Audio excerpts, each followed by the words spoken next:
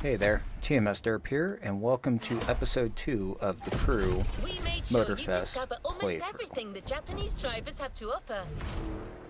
This time, I will be playing the first playlist of my playthrough, which is Made in Japan. As you can see, it has a pretty wicked little cinematic trailer with a Honda NSX driving through Tokyo at night, which, I mean, come on. Who wouldn't want to see that? So, in this episode, we'll be covering halfway through the playlist, because the playlist, I think, has 7 events, and if I was to make it one video, it'd be almost an hour long. So I'm going to explain this into 2 separate videos, so it'll be a part 1 and part 2. So here we're just going to be driving. Here's what to expect when getting there. A traditional Japanese summer vibe and lots of kyusha cars, meaning iconic, classic, and made in Japan. On top of this, expect some exciting encounters. Anyways, as you can see, here I am driving the Honda S2000 with all of its VTEC glory and honking at AI traffic. Because of course I am. To introduce you to an authentic Japanese racing experience. Don't worry, you'll meet them soon enough. So I got the driving down a little bit better now, being I had a few little examples of what kind of driving it'll be like. So here we are. Here is the beginning of the playlist.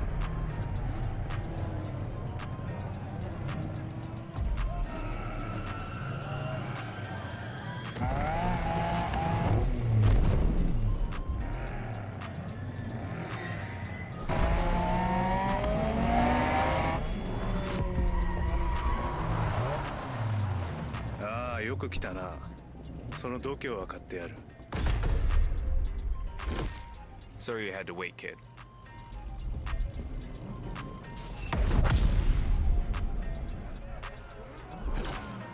Want to show us what you can do? Try this car then.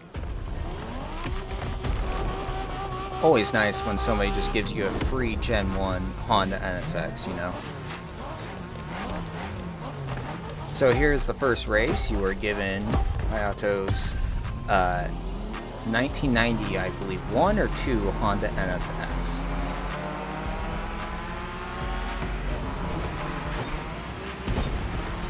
Ignoring physics All right, there. kiddo, game on. We're going for some proper Japanese street racing. Let's show them, guys. Gotcha. Got it. So, Sure, why not? So with this main difficulty, you're just to finish in the top 3. So you don't necessarily have to win, even though as a competitive person you obviously would want to win. But you just need to finish third or higher. But we don't do free tours here. You gotta play your part and give us a bit of a challenge. No pressure at all. Yeah, don't scare the kid, brother.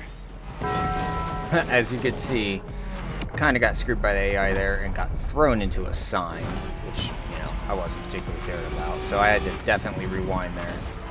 And then there's definitely not a fail race inspired Mazda Miata there. Are you familiar with the Honda you're driving? The NSX isn't your regular street car.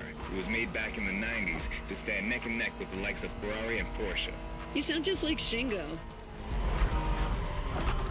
Technically, yes. And Speaking about Shingo, you know that if a rookie beats us with his NSX, we won't hear the end of it, right? I don't even want to think about giving Shingo the satisfaction. Better focus and win this thing then. the NSX was more meant to go against Porsche rather than Ferrari, because Ferraris were just too expensive at the time.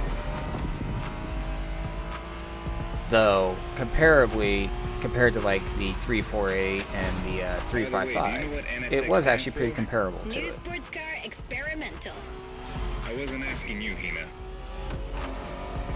As for how the NSX drives, I do kind of enjoy it. It's a little understeery, and the gearbox is very 90s, so the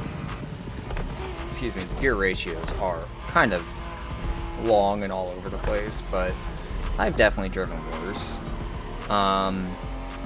It does understeer quite a lot, and then you get a sudden flick of oversteer, but that's normal with most mid-engine cars, is you'll have some understeer and then you'll overcorrect and get some oversteer. So as for how the sound is, it's pretty accurate. It sounds like a Honda V6 revving to 9,000 RPM. Just ignore my off-road driving there. I promise you I'm more skilled than I look. Though, I definitely don't look it. I love that festival mood they set. Feels just like our own traditional festival back home.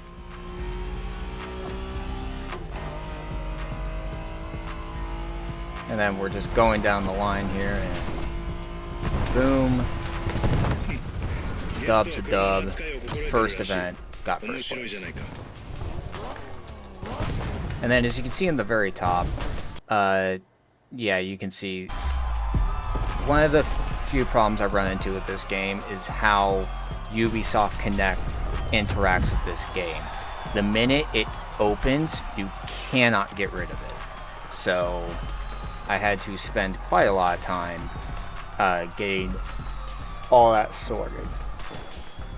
I get rid of it. As you can see, I am not very high up on the playlist, even though I'm really not surprised by that, because if you look, you can have any sort of NSX here. You can have a fully upgraded one if you really wanted to, and I'm sure they just use the Liberty Walk NSX, which you can get later on in this game.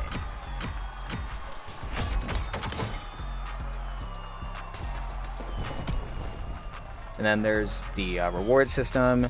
You get upgraded parts for the car that you currently have. So here we're just going to skip me putting those on because it's not really that relevant. And we're getting to the next event. So most of those parts mainly just upgrade the power. It also increases your gear ratio so you can go faster, and then gives you better brakes and better tires, so better grip. It's pretty simple and pretty effective. It's kind of like a Need for Speed Payback kind of system, only it actually works, per se, because that system really did not work. So, in this next battle, you are given the keys to Godzilla itself, a probably 2002 Nissan Skyline GTR R34. I don't believe this is a V-Spec version, which is the ultra-rare version, but it is still a GTR. You still get the RB26. Hey there. Word in the street is that you shine like a real hasheria with my NSX. Got me interested. Well, then I believe you're in for a treat. Oh, yeah? That AR got decimated there. So one thing that is kind of nice is comparing the GTR to the NSX, they handle completely differently. One thing. Skyline this time, and there's no word to tell you how crazy she is about that car. Can't blame her. The R34 is a legend. It's a kaiju. Yes. Kaiju is monster. But they feel completely different. So this is an all-wheel drive grip beast that kind of just thrives on low speed acceleration and grip, whereas the NSX is more of a traditional 90s supercar kind of handling. But one thing that racing games kind of fall into the trap of is the cars basically all kind of feel the same in a way, especially more arcadey ones. They just all feel like they either have too much grip or they all feel like uncontrollable death traps. And that's kind of a complaint I have with Forza Horizon, especially the later ones, because almost all the cars just felt bland to drive. There's many other issues with that game, but that was one of the ones that was one of the many issues I had. You don't really get that with the Crew Motorfest.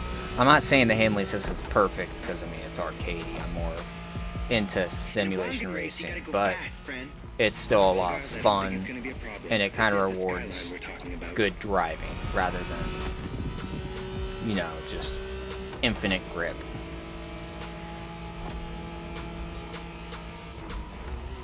So as you can see, the top two kind of just gapped the rest of the field, so I'm having to try and play catch up here.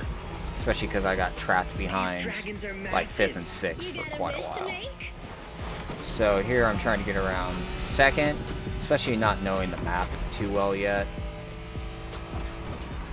I'm going to make a few mistakes, do some clumsy off-roading. Kind of want the RX-7 out of the way. It's kind of driving me nuts. So I just force the issue. And I do get past him. Shingo missed a turn during a midnight And then supposedly because he was dazzled by the moonlight. Oh, shut up. one thing that is kind of annoying about the AI in this game is it seems like no matter what, they get unlimited boost for no reason. They will get more boost than you. So you can make an overtake on them, and then they'll just blast straight past you with nitrous for no real reason. And then you have to do all that work again to get around them. So because of that, I didn't really have a chance to catch first, so I finished it 2nd, which is more than enough. So now that we have moved on to that, we are now on to the 3rd event. So after putting some more upgrades on, you can after like the 3rd race, I started noticing how much more power I'm starting to have. And this is the first time you get to see the slalom, which is an interesting little obstacle for you. Basically, the goal is to slalom through these as fast as you can to get as much points as possible. If you miss one, it breaks a multiplier, which heavily screws you if you don't do it. There's even a toge style of racing. So, because I didn't really know what I was doing, it wasn't great. I didn't even make it. I didn't even accomplish it. So, after a bit more driving, get to the 3rd event, which you get the RX-7, the yellow RX-7 that you just saw me decimate in the GTR. And this time, it's a one-on-one with the definitely not fail race Mazda MX-5. So, Wankel versus slow. I'm sorry to say, but MX-5s are slow. They always will be unless they are heavily modified.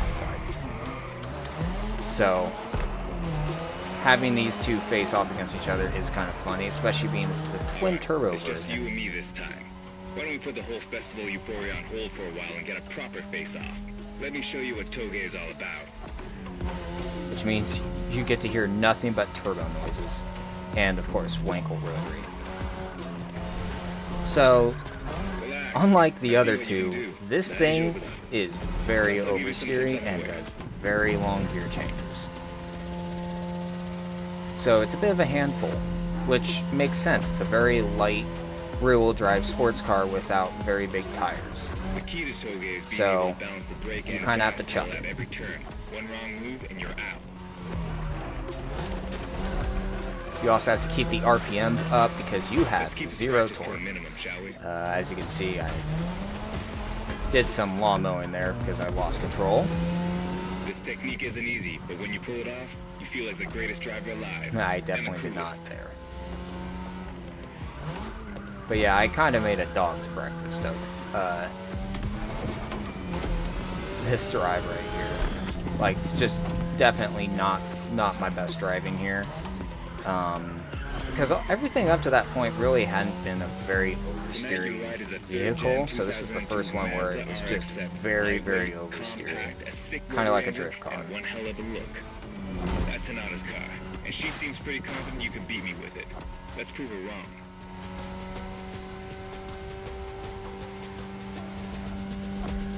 Another 90s trademark is the gears are very long. I don't know why that was such a 90s thing, where the gears, just for whatever reason, It gets they were tricky just at high very speed. long Make gear sure you don't lose ratios.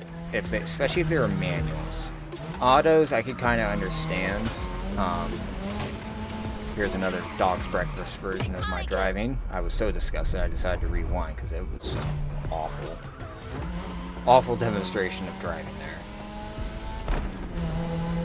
So that way I can at least somewhat stay on his coattails.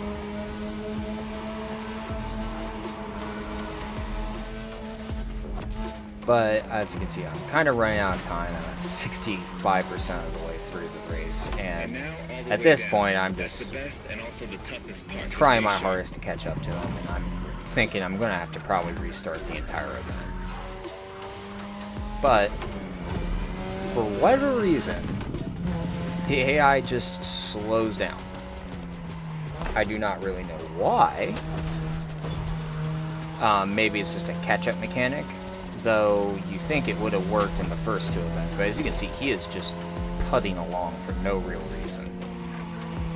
So at 80%, I just overtake him and leave him for dead, basically. Show me some real toge driving.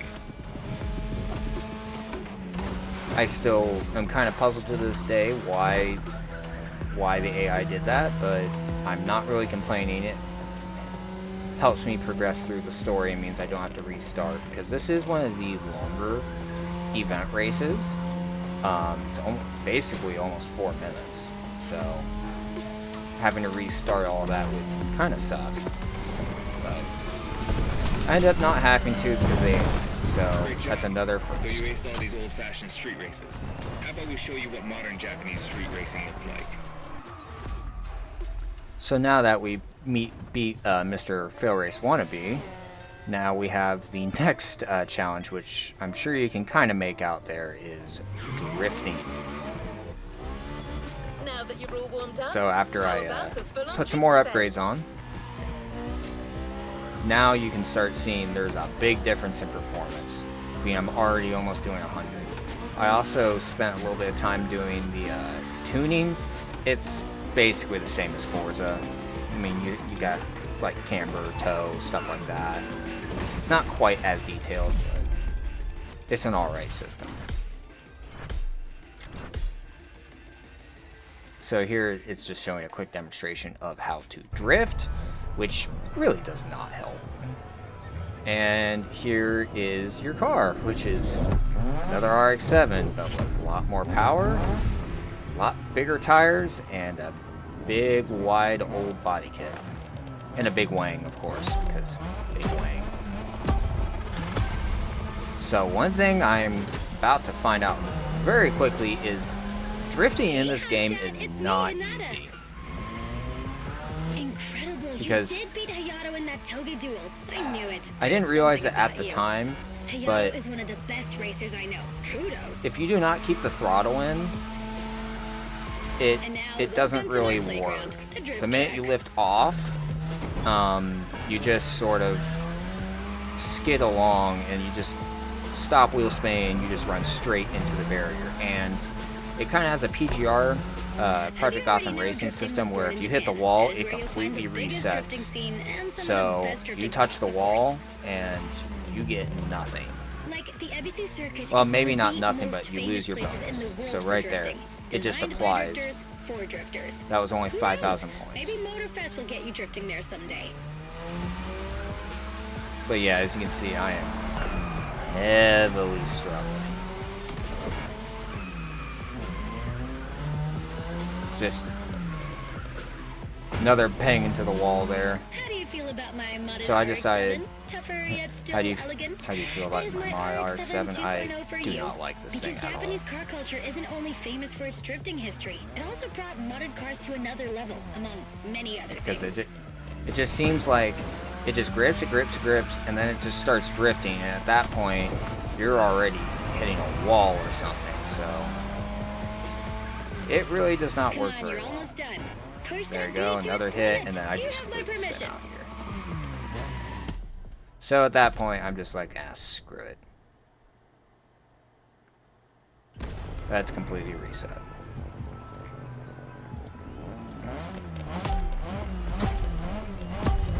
So on this attempt, I start in third-person view because clearly in cockpit it just was not It's me, working very Hinata. well.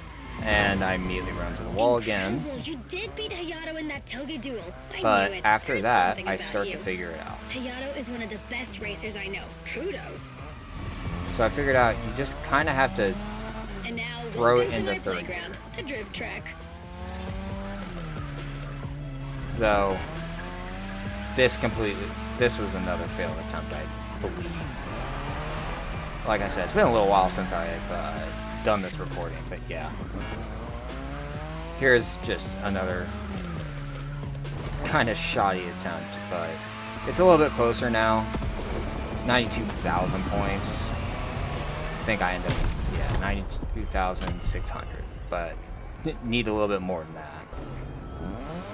So here is the actual attempt that I do. So at this point, I kind of actually figured it out. After. Hey, Hotshot, it's me, Hinata. Incredible, you did beat Hayato in that toga duel. I knew it. There's Unfortunately, the something about dialogue you. just keeps going. Hayato is one of But the best here, racers I know. as you can see, Kudos. you kind of just have to floor it until And you now, can't. welcome to my playground, Now, the drift track. As you see, I made a mistake there by just overcorrecting. And there. But I just figured, just screw it. I just said, As you screw it, already send know, it, drifting was born in and Japan. lo and That is behold, where it you'll actually find the biggest sort of drifting worked. scene And then and I some of the got best into a drifting nice spots, of groove, course. actually. Like, the Ebisu circuit is one of the most famous places in the world for drifting. And I'm just- Designed by drifters, for drifters. Who knows? Maybe Motorfest will get you drifting there someday. Yes, thank you. Anyways, I just figured boot it and just turn right until it starts drifting, and then do the opposite lock, and it actually works somehow. I don't know why How do you it works feel in about this my game, modded but RX-7? Tougher yet still elegant. That is my RX-7 it actually 2.0 does for you. work. Because As you can Japanese see, car culture isn't I'm only getting famous for the its drifting results that I history, need, it also because I'm brought already modded cars at to another 88,000 level, points, among many other 90,000 things. points. I basically have already beat my previous best with 30 seconds remaining. I'm already at 100k. So, at this point, I've basically beat it. So yeah, the objective completed. Come on, you're Now almost it's just to done. see how high I Push can that booty actually to its get it. limit. You have my permission.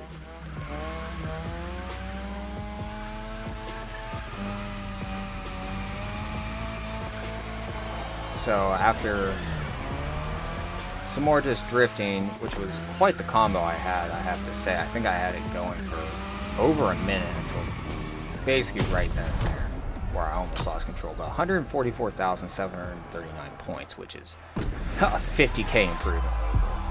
What I managed in the second attempt, and then almost 100k more than what I got in the first attempt. So after that, I got the hang of it. But it's definitely a weird system, I gotta say.